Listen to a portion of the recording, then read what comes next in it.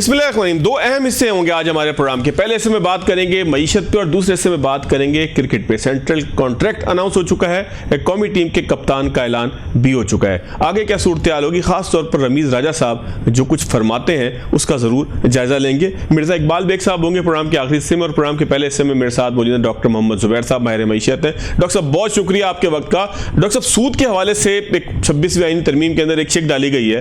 Doctor साहब ये सियासी है, मजहबी टच है, या इसकी कोई हकीकत है कि एक सर्टेन टाइम पीरियड के बाद हम सूदी निज़ाम से निकल सकेंगे? इसकी हकीकत क्या है डॉक्टर साहब? जनाब देखिए, सूद का खात्मा तो अभी फ़िलहाल पाकिस्तान की मईशत से नहीं हट सकता। इस वक्त जो सूद है, इंटरेस्ट रेट पॉलिसी जो है, वो तो स्टेट बैंक की एक सबसे मैं कहूँगा बड़ी पॉलिसी है जिसने पाकिस्तान की मईशत को डुबो दिया। मैंने इसके ऊपर एक पिटीशन भी दायर की थी स्टेट बैंक ऑफ पाकिस्तान में। ये तो बहुत हाई इंटरेस्ट रेट ये लोग चार्ज कर रहे हैं, जिसकी वजह से ना सिर्फ हमारे बजट के ऊपर एक बहुत बड़ा इसका बोझ है। पिछले साल 7 खरब रुपए की सिर्फ सूद की मद में पेमेंट्स हुई थी बैंकों को, कमर्शियल बैंकों को, फ्रॉम दी गवर्नमेंट बजट। और बजट में जो पैसा आता है वो तो तमाम लोगों की जो टैक्सेस लोगों से ली जाती है, उससे ज्यादा सूद पेमेंट हुई है कमर्शियल बैंक्स को। अभी आपके ख्याल में अगर इसको सारे को उड़ा दिया जाए तो ये किस किस्म की ये इनकी वो है, एक रेजोल्यूशन कही है, ये तो एक रेजोल्यूशन भी कमजोर है। इनकी तमाम पॉलिसीज इसके बरअक्स हैं। ये तो कॉन्स्टिट्यूशनल अमेंडमेंट में इसको लाना जो है, ये तो एक सियासत के जरिए है, वरना और कोई इसका कोई मकसद नहीं है। इस वक्त जो मईशत जिस रुख जा रही है, ये तो मुझे समझ नहीं आती कि ये कहाँ पर लेके जा रहे हैं। एक तरफ कहते हैं कि IMF के साथ चूंकि प्रोग्राम अप्रूव हो गया तो सब हालात ठीक हो गए। नहीं, IMF की जो रिपोर्ट इस प्रोग्राम के अप्रूवल के साथ शाये हुई है, स्टेट वो से कहते हैं स्टाफ रिपोर्ट, वो आप जरा तफसील से पढ़े। उसमें जो रिस्क्स, जो खतरात की तरफ निशानदेही की है, और जो यहाँ पर जो एक गंभीर किस्म के जो मुख्तलिफ डेफिसिट्स और वो बने हुए हैं, इससे निकलने के लिए तो इन्होंने एक कदम भी सही नहीं किया। अगर इसकी मैं जरा तफसील में जाऊँ, शुरू होती है यहाँ से कि बजट में इस वक्त पाकिस्तान के लिए सबसे ज़रूरी चीज़ ये थी कि बजट में अपने अखराजात को कम करते। इस नए बजट में इन्होंने अपने अखराजात को 30% बढ़ाया है। जब वो बढ़ाया है तो ऐसे इन्होंने टैक्सेस इम्पोज किए हैं जो मईशत को बिल्कुल गले से दबा रही है। ये इसकी वजह से सारी मईशत ठप हो गई है। इन्फ्लेशन जो है वो भी इसीलिए ठप हो गई कि इकोनॉमी इतनी स्लो हो गई है। ये मॉनेटरी पॉलिसी की वजह से नहीं हुई है। अगर आप CPI के जो तफसीलात होती हैं वो आप पाकिस्तान ब्यूरो स्टैटिस्टिक्स की उस पर देखें आप, तो आप देखेंगे कि ये तो पेरिशेबल फूड और उन चीज़ों की कीमतों में कमी हुई है, इसलिए कि लोगों के पास उनको खरीदने का कुव्वत खरीद ही नहीं है, तो ये वहाँ से ख़त्म हुई है। और इसकी जो जिसे कहते हैं ना कैटलिस्ट, इसको शुरू करना जो था वो अप्रैल से कीमतें कम हुई हैं। वो क्या हुआ उस वक़्त, इन्होंने बाहर से 2 नंबर क्या 3 नंबर वीट इंपोर्ट की, जिसकी वजह से वीट की प्राइसेस जो फार्मर्स को बताई गई थी, जिसके बेसिस पर फार्मर्स ने अपनी गंदम उगाई थी, 4000 रुपए मन की बजाय वो 3000 से भी कम में वो किसानों को बेचनी पड़ी। किसानों के तो गले कट गए, उनकी तो आमदनी मुकम्मल तौर पर खत्म हो गई। हाँ, उसका असर ये हुआ कि कंज्यूमर प्राइस इंडेक्स में वो दिखाएगा कि प्राइसेस कम हो गई। सर सवाल भी मेरा आपसे यही है सर। उधर पाकिस्तान के करोड़ों जो फार्मर्स हैं उनकी तबाही उन्होंने कर दी। और वही सवाल भी यही पैदा होता है, चल पड़ा है। और अभी सर सवाल भी यही पैदा होता है कि अभी हमारे जो स्टेट के बड़े हैं खजाने के, स्टेट बैंक के गवर्नर और वजीर खजाना, वो वहाँ बैठ के भी अमेरिका में भी यही बात कर रहे हैं और यहाँ पर भी यही बात कर रहे हैं। पूरी हुकूमत ये कह रही है, कल पॉलिटिशियंस जो थे हुकूमत से मुंसलिक, राना सनाउल्लाह वगैरह, वो भी यही कहते हैं, हुकूमत तसलसल के साथ ये कह रही है कि मईशत बेहतरी की तरफ जा रही है, हमारी रेटिंग्स बेहतर हो रही हैं, गैर मुल्की जो एजेंसियां हैं वो हमें बेहतर करार दे रही हैं, बहुत अच्छा आउटलुक आ रहा है मईशत का।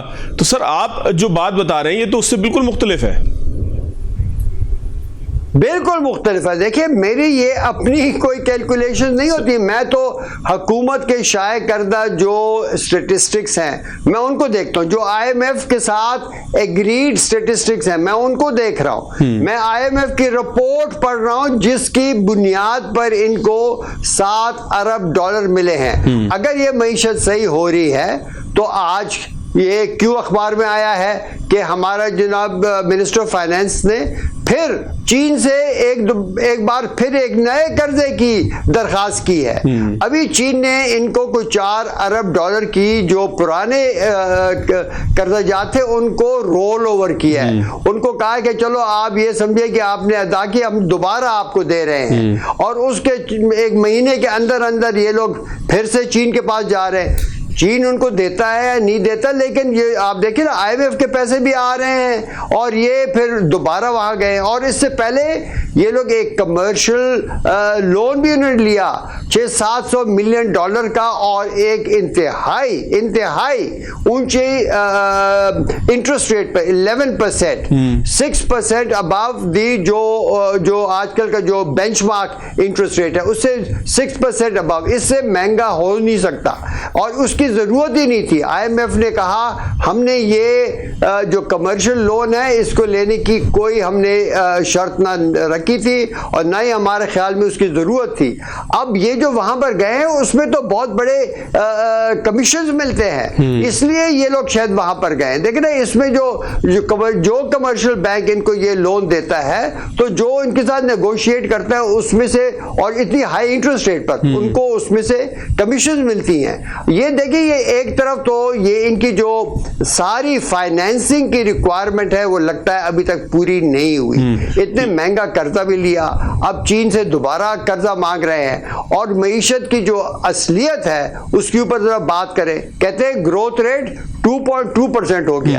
جناب 2.2%, ابھی دیکھیں نا عوام کو تو نہیں پتا نا کہ کیا کہہ رہے ہیں. بالکل سر, اس کی آپ تفصیل میں جائیں نا, میرا تو کام یہ ہے. وہ اس کی وجہ یہ ہے کہ پچھلے سال ایگریکلچر میں بہت بڑا ایک ڈکلائن آیا تھا, اور اب اس سال چونکہ ایگریکلچر اس سے ذرا اوپر آ گیا ہے وہ خود بخود, تو وہ وہاں سے ان کو ذرا گروتھ فیکٹر آیا. اور دوسرا انہوں نے جو بجٹ میں جب یہ لوگ خسارہ کرتے ہیں تقریباً 7% آف جی ڈی پی کا خسارہ کیا, تو وہ بھی سروسز میں گن کر اس کے ساتھ ان کی گروتھ ریٹ اتنی آئے. ورنہ اگر آپ مینوفیکچرنگ اور جو وہ ہے کنسٹرکشن وغیرہ میں دیکھیں تو گروتھ ریٹ تو 1% بھی نہیں ہے, اور وہ تو گرے گی.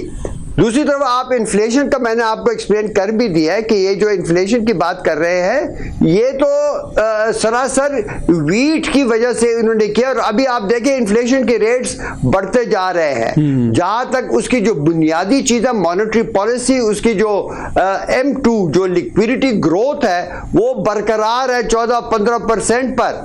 اور انہوں نے ابھی تک انٹرسٹ ریٹس کو اتنا ہائی رکھا ہوا ہے کہ ان جسے کہتے ہیں نا وہ اکنامک کہتے ہیں ریئل ٹرمز, کہ وہ شرح انفلیشن سے وہ 6-7% اونچا ہے.